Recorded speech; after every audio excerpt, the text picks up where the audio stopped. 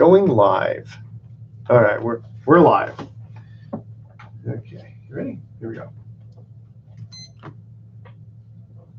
Well, welcome. You're listening to Sports Econ 101, the show where we discuss sports topics from a business perspective. I'm your host, Edward Brown, along with my co-host, FP Santangelo Jr. At each commercial break, we're going to ask a sports trivia question. Today's trivia theme is football, since we're going to be coming upon the season pretty closely.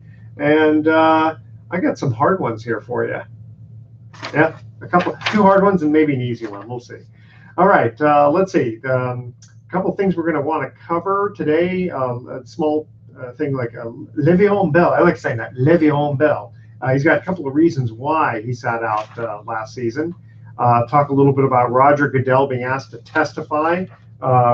Again, this guy for Fortnite, holy smokes. How much did he win? $3 million. $3 million. 16 years old. 16 years old for playing a video game. So he earned more in one game than most people earn in a lifetime. Yes, even more than the Masters champion this year. Isn't that crazy? In golf, yep. That's just ridiculous. Well, again, look how much money you did some research on this. $2.4 billion in revenue. Yep, that's how much Fortnite makes in a year. I think was their last yearly revenue. And so I don't play it, but I know it's a popular game. Yep. Video game. I guess you play it at home or on your computer. You can play it on your phone now. Play it on your phone now. You can play it anywhere. And you play it against other people. Yes. Right? Can you play against yourself type thing, or like a computer? Exclusively against other people. So it's just an online thing. It's a free game too, by the way. Okay. All right. So you gotta like sign in, so to speak, and have other people join in on that specific game. Yep. Okay. And it seems like it's all based on advertising, because if it's a free game, where else are they getting all the money? We'll get into that. Yeah. We'll get into it. All right. Let's see. Also, Sports Illustrated was kind of funny. They called it Breaking Bad. Jerome Allen getting bribed, but then how much does he have to pay in fines? Not nearly the same. So we'll get into this for a minute because it'll be very interesting. All right, we come back on our vacation, on our commercial break. You're listening to Sports Econ 101. Don't touch that dial. We're going to be right back.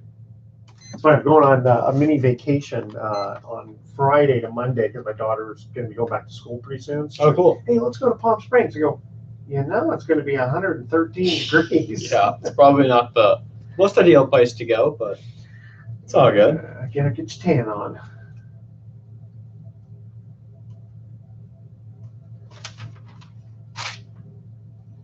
So a quick rundown on the story. I'm not too familiar with it. With the former Penn State head coach. Yeah. So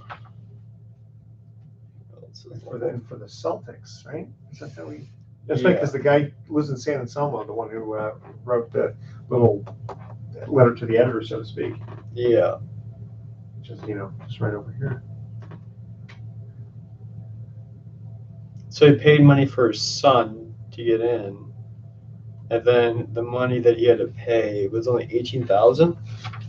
Yeah, and a $200,000 fine and $18,000 forfeiture, but it's still less than what the bribery was. So I'll read this a little bit because it's not long. Yeah. In fact, we'll cover that first. Let me get that out of the way.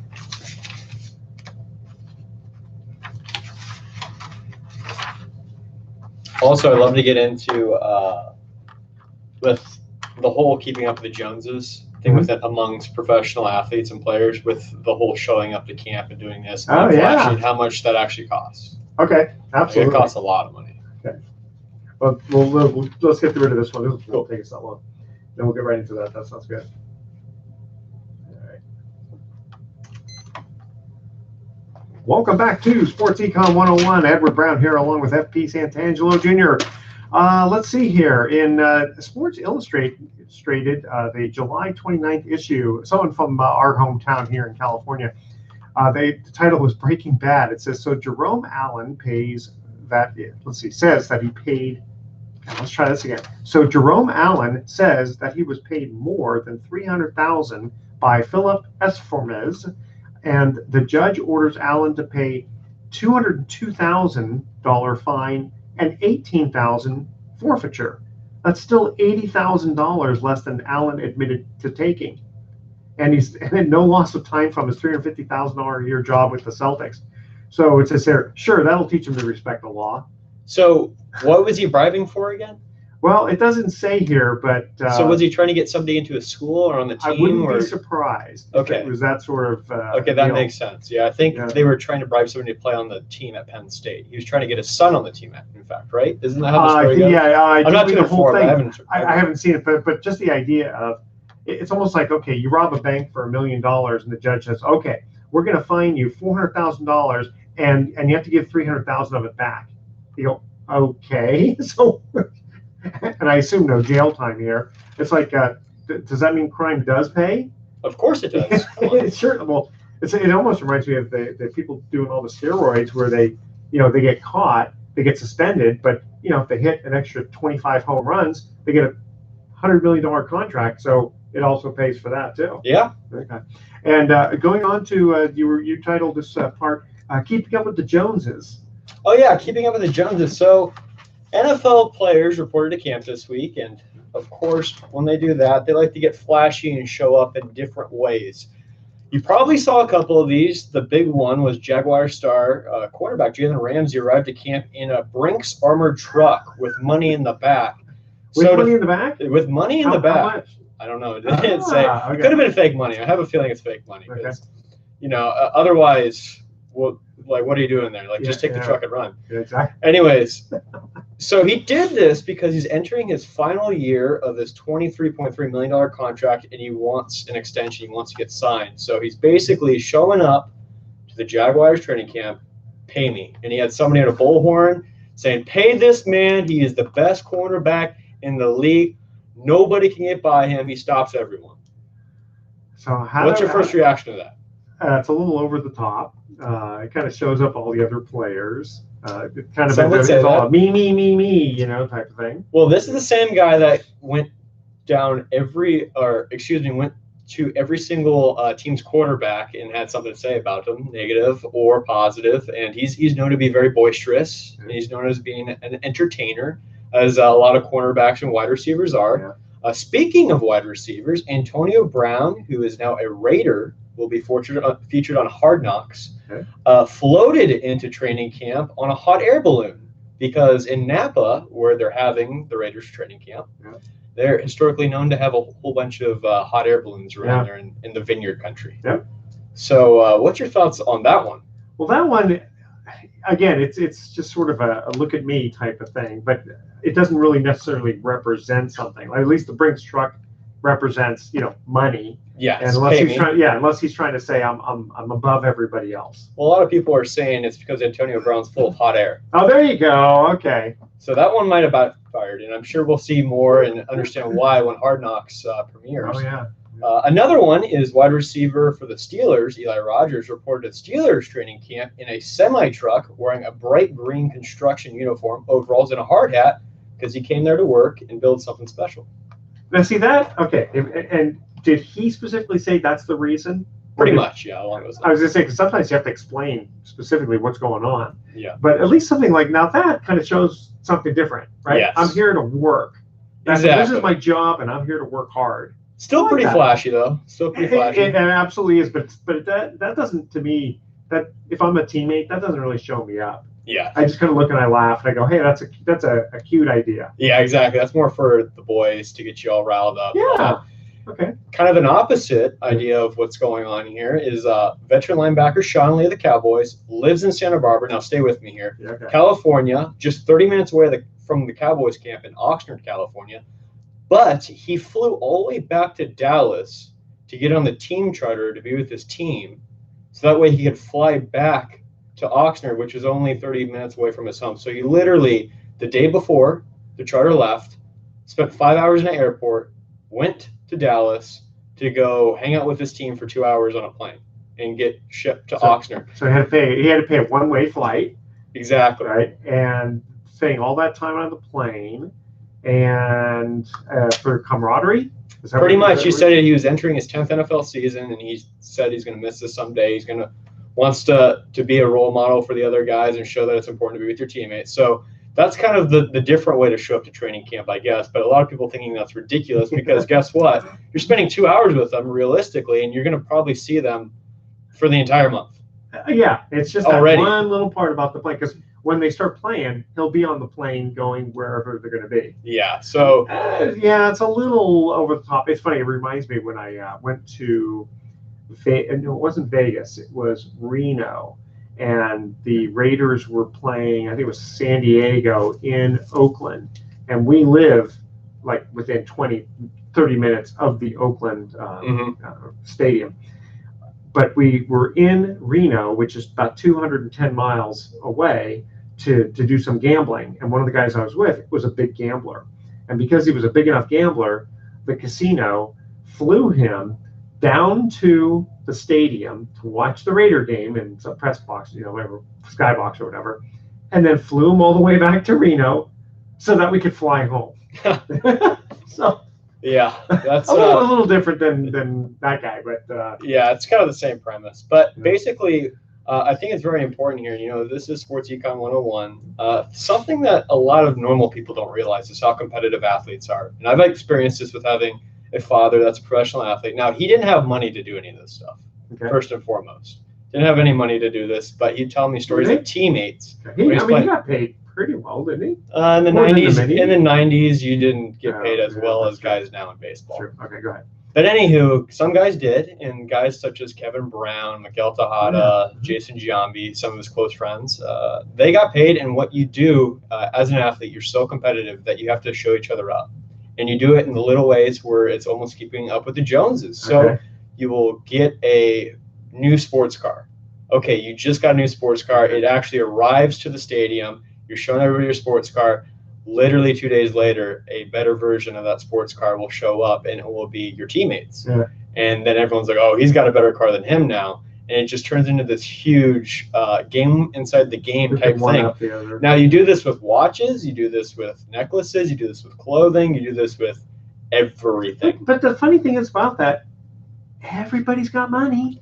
I mean, and when you're at that level, everybody's got money. Now, well, this is the wrinkle that's get thrown in. If you think about and you look at all the money in all sports, 99% of the wealth is owned by 1% of the players. True. So, being that competitive still, guys who don't have that contract money, who kind of fake it, will still pay that money to get a car, and it's bad investments. Yeah. And that's when they end up broke, and you hear about so-and-so doing all this weird stuff. You're like, wait, no, why is so-and-so on the show? Why is Allen Iverson broke? Yeah. Why is insert name here broke? Well, that's because that's the reason. They're so competitive. And this story right here with everybody showing up to training camp, this is not cheap stuff. I mean, hot air balloons, whatever. A few $100, yeah. Semi truck, you could have rented it. Yeah. Brinks truck, could have rented it. But still, this is just unnecessary spending. Yeah. And this all goes back to who can do it the best, and I'm the best, and I'm trying to outcompete. Ego. Yeah. Basically, but too much ego. But this is something that people don't realize in sports. It's that ultra competitive environment. But then do ultra competitive on the field. They do both. It's everywhere. You can't turn it off. You can't turn it off. Okay. Yeah, I can imagine with the women too. That'd be another thing. Yeah, okay. Good. Get to our first commercial trivia question here at the break. Talking football. Who holds the record for the longest winning streak in college football? Basically, which team? All right. So we're talking college football on this one. Which team has the longest winning streak? And it is a D1 team, so we're not going to get into some odd school no one's ever heard of. All right. You'll definitely have heard of this team. All right. Email Edward at sportsecon101.com the answer to that question. All right. And don't touch that dial because Sports Econ 101 will be right back. Okay. This. I think it was fairly recent, but I could be wrong. I won't say the other thing I think it is. Okay. Because I'm a University of Michigan fan. Ah, yes. Yeah, let's see. Actually, the new Warriors rookie comes from University of Michigan. Yep, he does. But Draymond Green will like that. Yeah, they already actually roasted each other for it. And all that good stuff.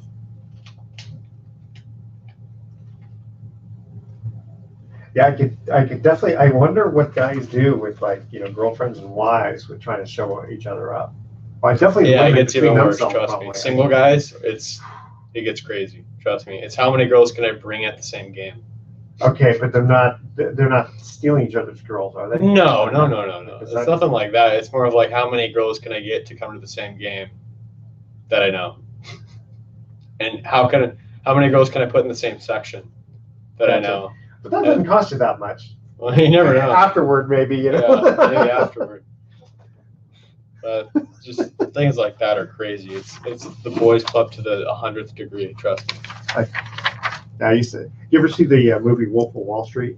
Yeah, it was kind of like that. Okay, because I used to specialize when I was doing a bunch of tax work and stuff like that. I used to do. I had a bunch of municipal bond brokers, and it wasn't quite as nasty as the penny stock guys because those guys were cheating people. Muni bonds wasn't quite as bad, but everything other than the throwing of dwarfs, like darts, every part of that was like, oh my God, I lived through that with these guys. It's true. I can only imagine. Trust me. Yeah, and that's like funny stories. Oh yeah, trust me. Yeah, he was on the 2001 A's, and the 2001 A's are known in baseball to be the craziest party frat boy team of all time. Well, that would have been Jason Giambi, Jeremy Giambi, Jermaine Dye, Eric Chavez. Who else was on that team? Barry Zito, Mark Mulder. A couple, the whole team just got together and they'd go out everywhere together. Like they'd be 25 guys deep at a club. Like they just didn't care. Wow. They just all went out together. That never happens. No, I mean it's kind of a good camaraderie from that end of it. Yeah, it is. Yeah. But trust me, their motto was jump on the bobsled to hell and leave the city you just visited on fire. 2001, that was the Moneyball team. Yeah, that was they won like 105 games, 110 games, and then that's when the Seattle Mariners won 116. Yeah, that's the record. And then they lost. Yeah, so he was on. That was one of the best teams ever on. Yeah, but crazy stuff. All right, here we go. Welcome back to Sports Econ 101. Edward Brown here, along with FP Santangelo Jr. Let's see. First trivia question was, who holds the record? Again, which college team holds the record for the longest winning streak in college football?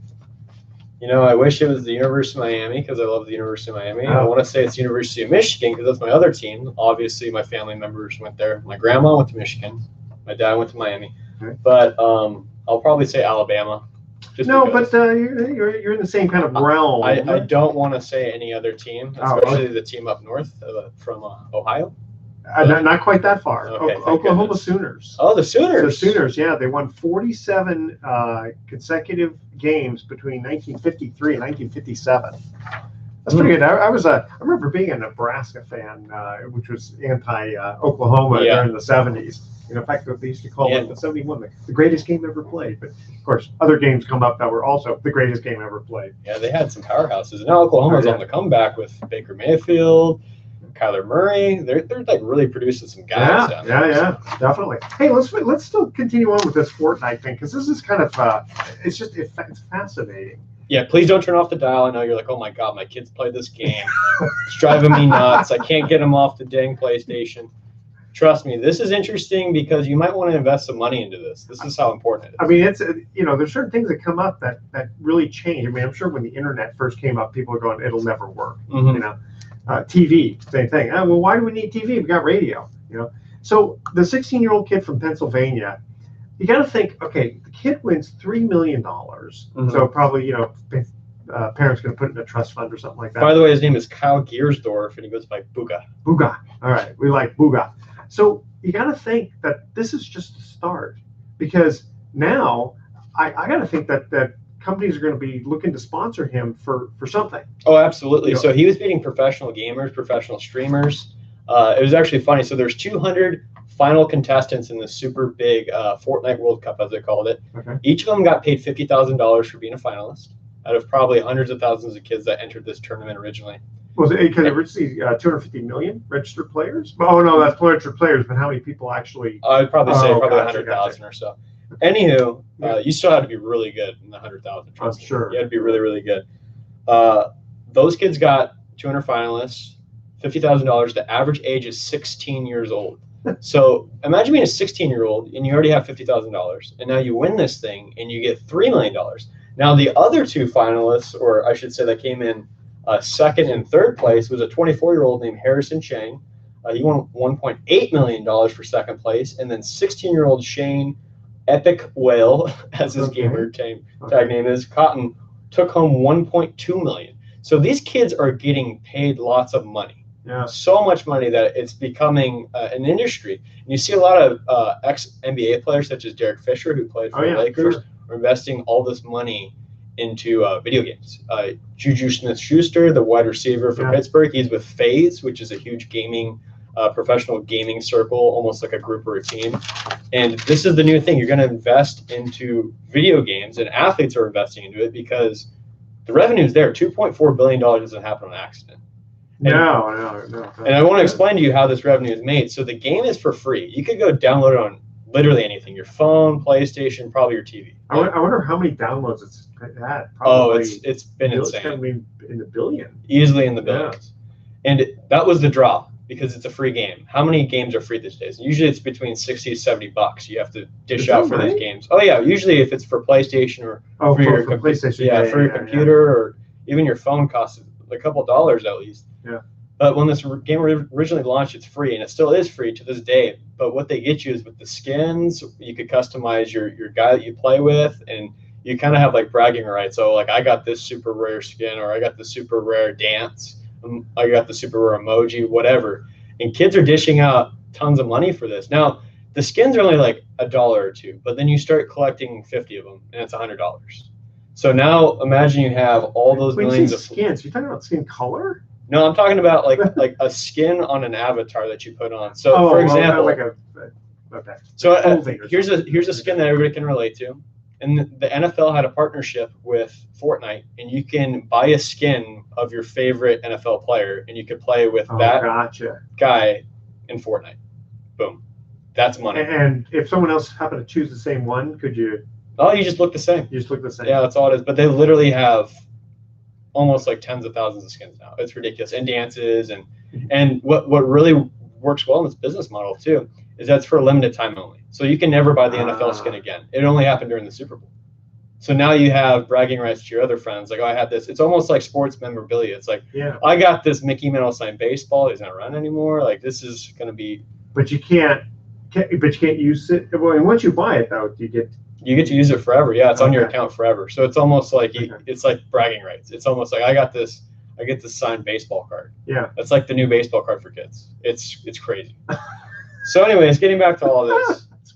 That's just classic. This isn't the first. The marketing is great. It is. The marketing is fantastic. And it's a very smart business model. And actually, because of this, NFL, MLB, NBA have all been paying attention. Like, okay, what kind of game can we make?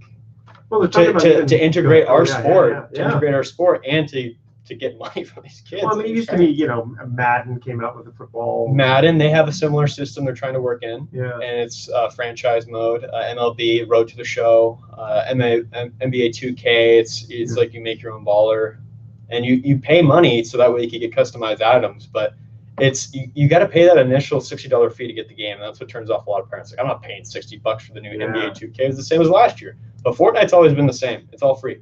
So then they hook you in with these microtransactions. Yeah. It's brilliant.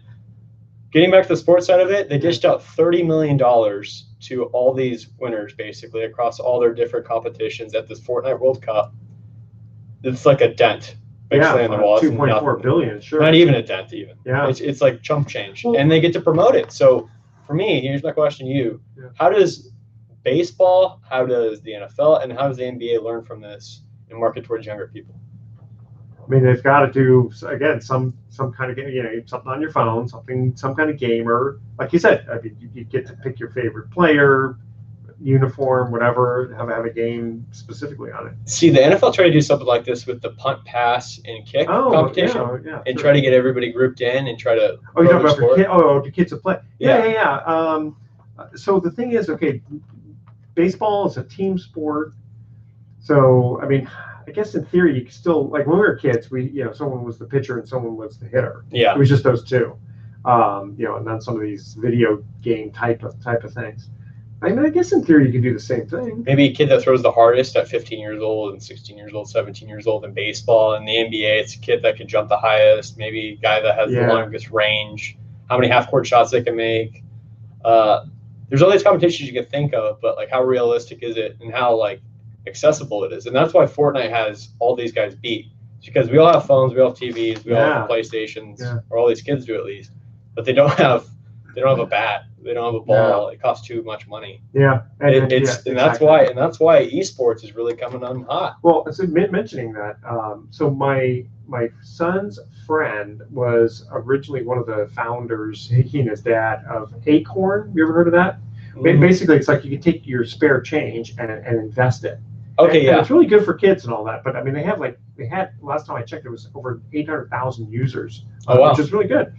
So my son's friend decided to kind of split off a little bit, and he's been doing these esports, and they sell out Staples Center. So we were talking about this before that with Vern, my other co-host, and he said, at the A's game there was X amount of people, 20,000, and they're not even 20,000. No, excuse me, there's about 10 to 15,000. Yeah. But the Coliseum, they had a video game type of thing going on, competition. And it was standing room only, and there are people, a very, very long line deep. I've seen something like that too. They have internet cafes where they'll play League of Legends, which is another game, or they'll play Rocket League, which is another game, and they will be just out the door selling stuff like crazy. It's nuts. And I think this was standing room only too. I think they sold out 50,000 seats. Where was it? I'm unsure. Okay. But I know that they sold out. I'm looking at videos of it. Yeah, because people were sitting there watching other people play video games. The crowd went nuts, berserk when this kid won. It was like, oh my goodness, this kid's like a hero, and he looks like he can't even lift up a 10-pound dumbbell. Yeah. So I guess it did show it on a big video screen. Oh yeah, they showed it and they streamed it. It was for free. You could stream it for free on YouTube, I think Twitch, all these different platforms. And that's just the accessibility is what's crushing. Yeah. In Major League Baseball, the NFL really struggles with accessibility because they are so stingy with their media rights, and you can't even make a video on YouTube and reproduce it. Same thing with baseball and the NBA. So this is like a lesson you could learn. Hey, why don't you just let free use happen? Well, it's very similar to music. When a lot of bands basically said, you know what, just go ahead, download some of our stuff for free. Yeah, steal my songs. They became a lot more famous. And they became popular. Some of them had very long-lasting careers because of that. Yeah. So you have to kind of decide, how much you're going to keep it close to the vest. It's very interesting. All right, guys, we're going to cut to our second break here. Again, we're talking football. Who was the last non-quarterback to win the NFL MVP? Who was the last one? Okay. It wasn't too long ago. He had a very good season. Email Edward at sportsecon101.com the answer to this question. See if you know it. Who was the last non-quarterback to win the NFL MVP? All right, that's our trivia question. When we come back, we'll talk a little bit Major League Baseball with free agency.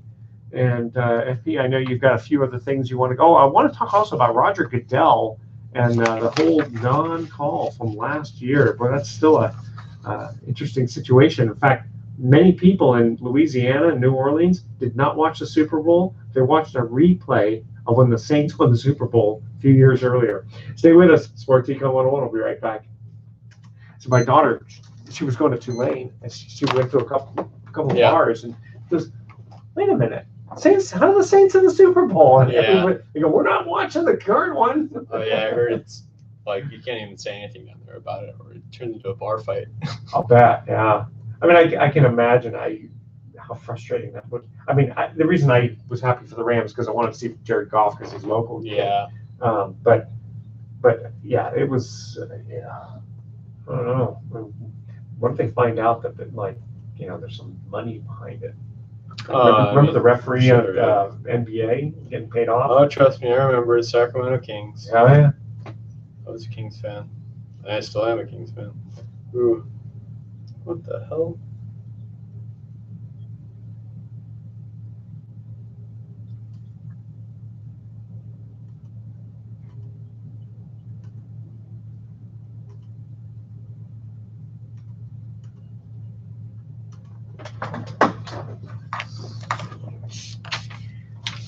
Looking for the trades. Deadline's tomorrow. That's right. What's going to happen with Bumgarner? I'm pretty sure he'll stay unless some team gets desperate. Yeah. It kind of seems like they're playing with house money. It doesn't matter. Mm. They'll still sell tickets if they go on a run here. If they get rid of him, they'll get the return they want. It's a win-win. Yeah. They're in a great spot. Farhad is he's good. You know, he knows what he's doing. Oh yeah. Pretty sharp guy. All right. Here we go.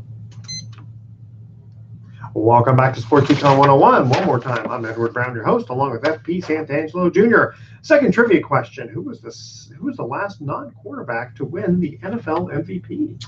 Von Miller? I don't know. Well, he won the Super Bowl MVP. Oh, okay, that's where I'm mixing that up. Adrian Peterson. Oh yeah, AP. Yeah, AP. All day. Yeah, boy, he had quite a good season with the Minnesota Vikings, running for how many yards? A lot. A lot? Yeah, quite a lot. He had a couple good seasons. Hey, so, okay, just a while ago, Roger Goodell is possibly getting asked to testify in Louisiana, of course, Louisiana, for the no call from last season's Saints-Rams NFC Championship. So, I mean, I'm trying to think of what's he getting called in to testify again? I mean, what's he going to say? Well, we'll have to look at the rule, and I mean, are they going to challenge it? And I mean, that opens up a whole bunch of questions. I don't know what's going to happen. I think it's safe to say that Roger Goodell has enough friends in Washington that he could just send a representative and just let. Wow, I don't know. I don't think about. I think he got subpoenaed. I mean, it's got to be him rather than anybody else. But I don't know what he's going to say. Well, historically, if you look through major sports organizations getting called up to Congress for X, Y, and Z reasons, usually goes in favor of the organization against the players. Sure. So dating back even to, I think it was 1918, with the Chicago Cubs, or not the Chicago Cubs, the White Sox. You had the White Sox scandal, but I say the Chicago Cubs because the Supreme Court justice, the whole trial is Major League Baseball a monopoly? Yeah, and the antitrust act. I was thinking the same thing. The one judge was a Chicago Cubs fan, and he said, "No, it's not. Major League Baseball should do whatever," because he's a huge Cubs fan. He was the one deciding vote. And actually, to this day, Major League Baseball is the only monopoly allowed in the Antitrust Act. It's the only free pass. So, like, little weird things happen like that. Yeah. And, I mean, Goodell just better hope that this judge is not a Saints fan. And it's some lady. I don't know. I can't remember her name, but I just don't know what do they. I don't think there's any grounds. I think it was because they admitted that they blew the call and that it should have. One thing should have led to another, and it could have possibly affected the game. But if you looked early in that game, there were a whole bunch. There's a whole bunch of missed stuff. Jared Goff. Yeah, getting fingers in the eye. Yeah, got crushed. They got his eyes poked out. I mean, there's like a million things you go back to. So you do open up Pandora's box, and I think with the rise of legal gambling and how a lot of states want to pass that, there's no way anything is going to be touched with this. They're just going to let this go. Yeah, that could be a very because the ramifications. Oh my goodness! Could you imagine if a game got overturned like a week later and all the payouts happened? You know what? Would not work. I went to Vegas when the Bears were in the Super Bowl against the Patriots in 1985, and it was so funny because you could bet on anything in Vegas. In fact, even the coin flip. Oh yeah, right. Prop bets. So boom, coin flip, heads, boom, and you hear half of the audience, yeah, right, and a lot of them go rushing to get paid, and then they go to commercial break, come back, and they go, you know what? I don't know why we said heads. When they flipped it was tails, and now you hear the other half, yeah, and so the people who had already gotten paid. That's why one of the reasons that rule itself, I think, was when Vegas said from now on nobody gets paid anything until the very end of the game. Even if it's like, who scores the first touchdown? Yeah. It's like, no, we wait till the very end of the game when the dust settles. For that reason. They'll probably put the game under protest and let it play out. But just think about if the game was still under protest right now. People wouldn't have been paid for that game. People would be losing their minds. Because somebody put a mortgage on that game. Somebody had to. Yeah. Something crazy. I mean, the people who actually won money, I mean, they're not going to give it back. No. So where does that money come from? The NFL? Yeah. Yeah, that's a very, very scary thing. Continuing on with the NFL, so Le'Veon Bell, he gave 2 reasons why he sat out last year. One was he wanted to get paid what he thought he was worth, okay, which is kind of difficult. The other reason, which kind of makes sense, he wanted to rest his joints to be able to play longer. And that I can kind of see from the standpoint of, your joints can only last so long. And, True. And, if you can give them a healthy rest for quite a time, in this case, a year, you can maybe come back a lot stronger and play for a lot longer because, the shorter you play, the less payment you will get. Well, if you're in your prime like Le'Veon Bell is, it's not the best career decision because if that's your rationale behind it, he just wanted to get paid, honestly. That's his whole thing. And he didn't even get paid that much more than he originally wanted. So the whole thing was just 25, basically 40, an ego fight between an organization and a really good football player. Yeah. Le'Veon Bell is a good football player. Yeah. But the whole resting the joints thing, I don't buy 1 second because football, as we know, one hit, your career's over, number one. Yeah. Number two, the older you get, your joints get weaker. True. So his whole rationale behind that, people that are in the medical field are just laughing. How old is he? I think he was, last time I checked, I think he was like 30, in his 30s. Oh, okay. So, yeah. So that's why there was a holdout because they were like, I'm not going to pay a 30-year-old running back. That's like ancient history almost now. And now he's 31. Yeah. But he's going to come back stronger because he's got the joints. Happen. Yeah, because he says, now. Unless you're on something, but. Yeah. No, come on. These guys don't do steroids. Yeah, especially people in the NFL. Especially people. Everybody just looks another way, but we won't talk about that. That's for another show. Yeah. So going back to Major League Baseball for a minute, the future of free agency, it says here the economic system in doubt. Major League players have limited control over where they play compared to stars in the NBA or WNBA. So players must have 6 years of service in order to reach free agency. For the first 3 years of the service, most players make around the major league minimum. And then for the following 3 seasons, players are eligible for arbitration, which allows for higher salaries than the league minimum. Though players are still paid significantly less than they would likely be making if they went to free agency. Kind of interesting. Just players usually reach free agency after they turn 30. So guys are starting to kind of turn the corner. And it's kind of different because in Major League Baseball, you got your single A, double A, triple A. It's kind of rare that someone comes right out and goes right onto the field. College, though, right after college, you're in the pros for football. Yeah, it's way different. So there's a farm system, and now you can argue that the NBA has one, but the G League is nothing like the NBA. AAA is somewhat close to the level to Major League Baseball, but you have to develop skills in baseball. It's a game you have to play every single day, so you can't just ride the bench and expect to find success. It doesn't work like that. That's why you have the farm system in baseball, among other things. But going into that for a minute, so what's, there's different talents that you need for each sport. You can't, in the NBA, you can't just sit on the bench and then suddenly be expected to come out and play well. Exactly. That's why they play year-round. That's why you have guys in European leagues right now, guys that are traveling around the world that are superstars, are playing pickup games in gyms because they always have to keep on playing. But they can't because the NBA is like that. But in baseball, you have to have an umpire. You have to have the entire both teams there to get the full experience, teach your timing right, etc.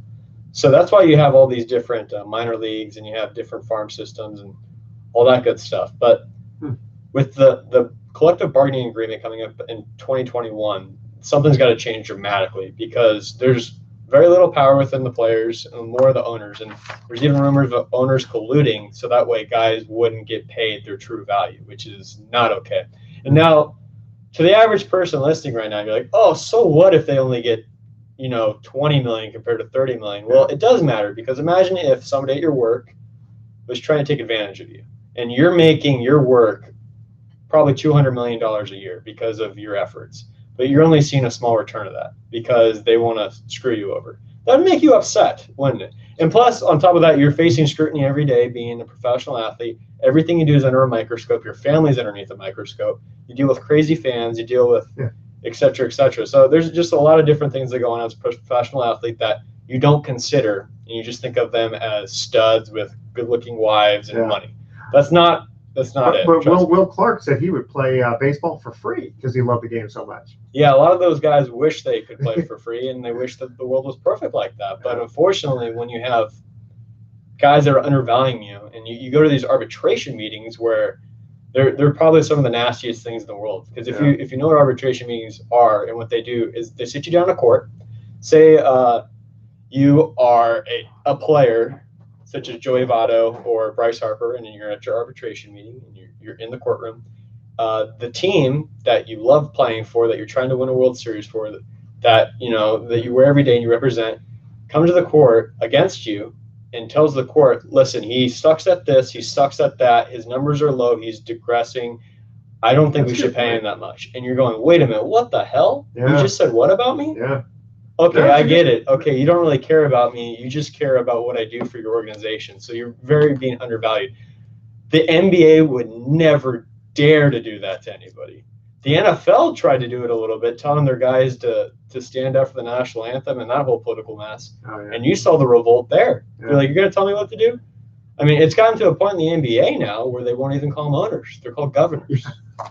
So you got to understand there's got to be a halfway point, and it's probably more like 70-30 right now in Major League Baseball. I want to say it's 65, probably 35 in the NFL, and it's probably 55 45 for the players in the NBA. The players really run that league, and they're okay with it. Seems like it's more than 55-45 for the NBA. Yeah, it's probably about 60-40, honestly. Yeah, and there's a lot of problems that arise with that too, but it's a lot easier to pay those guys because there's a lot less guys you have to pay. True. And you don't have a farm system that's completely replenishing those guys once they get older. For example, Corey Seager right now, the shortstop for the Dodgers, they're going to win 100 games this year. They're going to win the division. They're a great baseball team.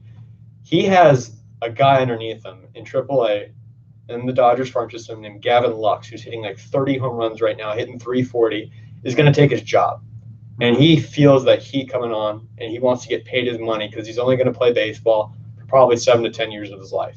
And that's the only time he's ever going to make money in his life. He's what, still 20-something? He's still 20-something, but that's the only time he's ever going to make money in his life. Exactly, trust me, these guys don't want to learn how to do a trade after. Yeah. Because they're going to be having to play catch up if they want to do construction or whatever. Yeah. It's not going to happen. So that's where the system gets hairy. Like, oh my God, there's these young kids below me that are going to steal my job. Like, I'm Corey frickin' Seager. Yeah. Like, I'm a good baseball player. Well, how often? I mean, are the players checking behind them? They're not. They're not. Okay, trust me. But there's whispers. Anomaly gets up there now. There's whispers. They hear about this Gavin Lux kid that might get called up that could help their organization, and sometimes it's just a family member. Like, hey, you see this Gavin Lux kid? And I'm like, oh no, I don't pay attention to that. Well, he's damn good. And well, like, trade him. That way he doesn't take my spot. Or trade me. You know. Exactly. But it's this whole dance. It's crazy. For me, how you solve this problem in Major League Baseball, they're going to have to get rid of arbitration. They're going to have to get rid of this ridiculous rule of the timer starting, where you can't bring up guys like Vladimir Guerrero Jr. because you don't want their timer to start at the wrong time, and it turns into this whole thing. And then for free agency, it's got to be a month long. That's it. You have a month to make your decision in the offseason, so that way it's a wildfire. And by the end of it, you can market your athletes.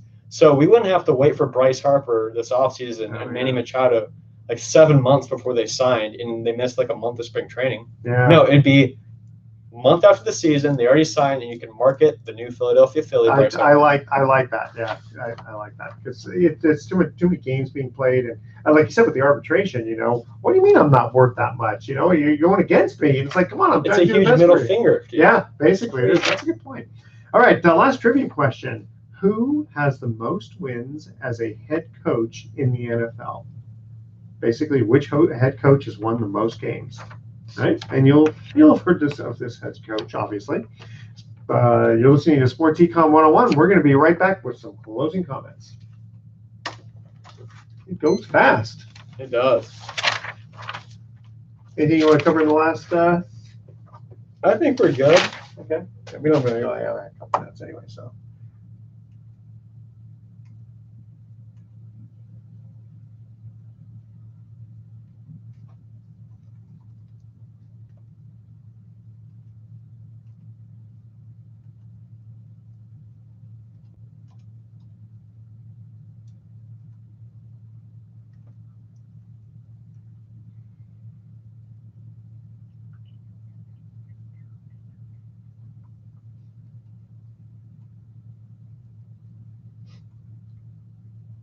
Nope, nothing yet. Everything's going to happen late at night.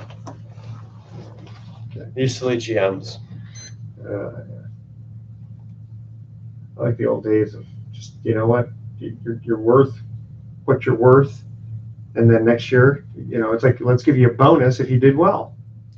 Yeah, the problem with that is it's really the player's fault. If you think about it, and this is something I didn't touch on, they started getting these ridiculous contracts and not living up to them. Why don't you bring it up real fast, then we'll cut out. Okay, here we go. Ooh. Hold on. Let me try this again. It's all good. Let me try this again here. All right, that's what we're looking for. Okay. Well, welcome back to Sports Econ 101. Last time for today, I'm Edward Brown, your host, along with FP Santangelo Jr. Third trivia question: who has the most wins as a head coach in the NFL? Vince Lombardi. No. Joe Madden. No.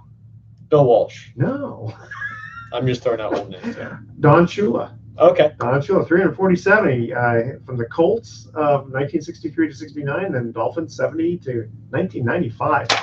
Before we cut out, you want to make a quick mention about the players and their salaries. Oh, yeah, I think it's fair to mention, siding with the owners, if you're playing some devil's advocate here, the whole reason why baseball and players are getting underpaid is because a lot of the players haven't lived up to those contracts yet.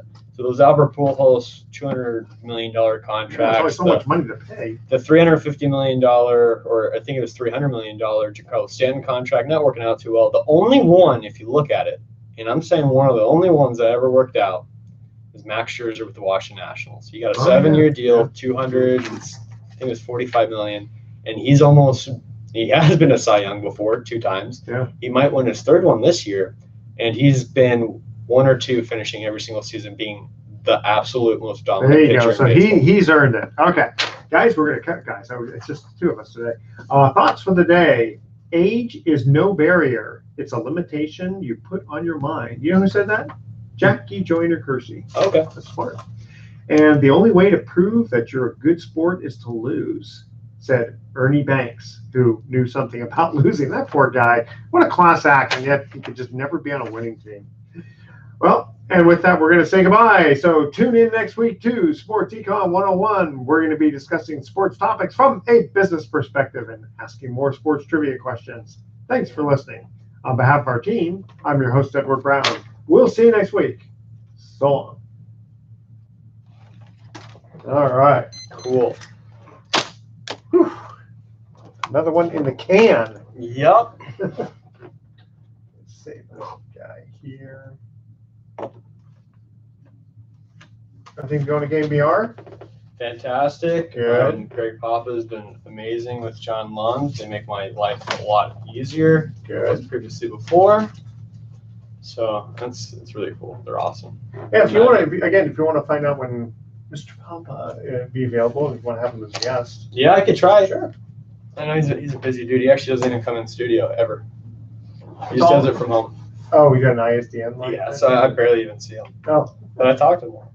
Well, they can call in here pretty easily, too. Yeah, I think he's going to be gone for a little while, though. His dad passed away in the middle of our show today. And Oh, my gosh. He had to leave. So, or he had to basically step away from his mic.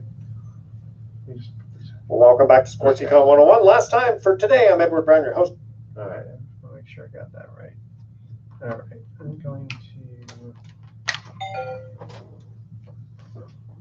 This one I'm going to take home with me because I was having computer problems. I don't know what was going on.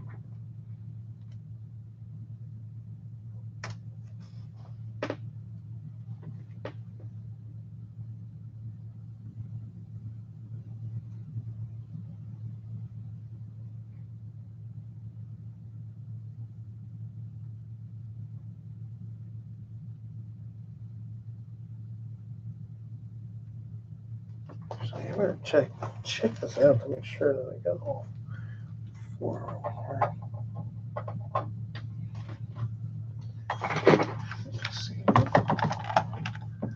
Let's see.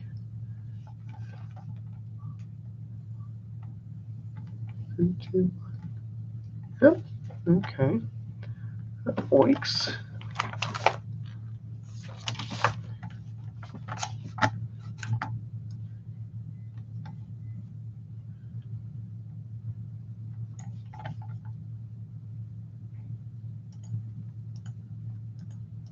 What do you got going on nowadays? Anything exciting? Trade deadline tomorrow. And then 49ers camp was at that all weekend talking to everybody. We had Jimmy Garoppolo on yesterday and Shanahan and Seems like a nice guy. yeah, they are. That's been cool. I gotta figure out what's going on for the rest of the week, but yep. So, anything with you? Yeah, I should see my daughter got sent her to Washington D.C. Oh, cool. by the end of August, so only so much time to spend with. This will probably be her last summer because she'll be in graduate school and then eventually she'll get a real job somewhere. Yeah. But hopefully she'll be a California girl, so hopefully she'll come back. Yeah. All right, buddy. All right. Thank you, sir. One last thing I want to talk to you about. Yeah. For pay. Yeah. Is there anything else coming up in the near future for you? Just because I know I've done a couple of shows. And yeah. Let me stop this thing here. Okay. And that